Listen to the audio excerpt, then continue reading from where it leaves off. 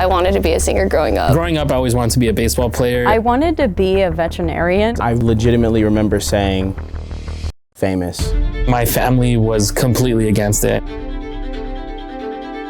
You have to have the mindset that you want to be better than the next person. And this is Wannabe. My name is Skylergunz, also known as Skylergunz. When I was like 6, I told my mom I wanted to be a cage dancer. I didn't know what that was. I don't know why I said that. And then I started doing YouTube when I was like 10 years old. Started playing Modern Warfare 2. That's the game that I have the most fond memories. And like if I could marry a game, it would be Modern Warfare 2. I was actually an early adopter of YouTube. 2006 is when I made my YouTube channel. I love, YouTube. I love video games. Ever since then, I wanted to like do something creative and make content. Stop. You're using the growl wrong. My parents, my friends, my family, nobody near me was gamers. I was the only one that was obsessed with games, and everybody would always ask me like, where do you want to work? And I would say I want to work with video games. I do have ADHD, and I know that's like a big hobby for people that have ADHD. And I wasn't diagnosed until I was older, but that probably plays into why I was so obsessed with games.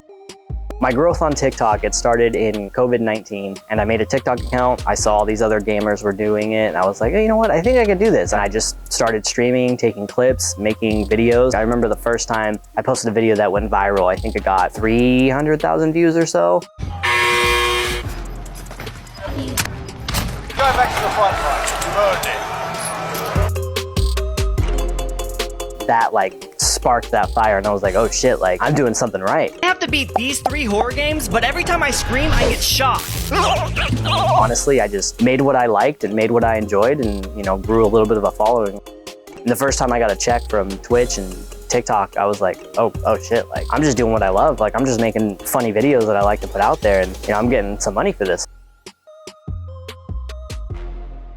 I analyze everything about my TikTok videos. The hook, how did the hook do? How long? Does it need to be a second shorter? What script is gonna do better?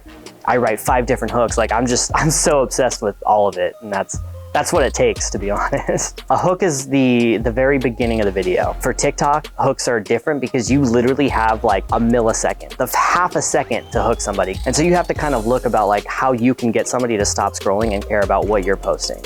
I've been doing it for a while. It changed my life, honestly. With content creation in general, one of the things I was experiencing is I would have like these high highs and these low lows. I would just get super hyper focused. And so I had a hyper focus on TikTok, and I was making like 2-3 videos a day, banging out all these videos. And then I would just be completely drained by the end of it. 7 days would go by. And then that 8th day I was drained and tired, and I was like, oh, I can't do this anymore. I should probably just give up. Like, I don't think I can do this. And I'd feel pretty depressed for like 2-3 days. And then I would just snap back out of it and be full grind mode again.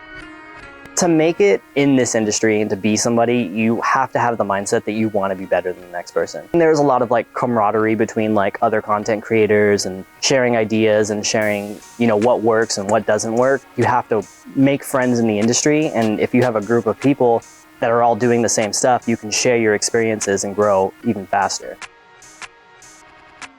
My biggest piece of advice is to just create and never stop creating. If you are doing something that you love, even if you're not seeing any success in that now, don't stop. Myself going back, I wish I would have stuck with it when I was 10, even though I was self-conscious about it. I didn't want my friends to see it. I had a really high-pitched voice. People made fun of you for having a high voice, so that kind of tied into that, but don't stop and just keep creating and always strive to be better. If you have the charisma and the confidence to do something, that's what matters. It's how you portray yourself over anything else.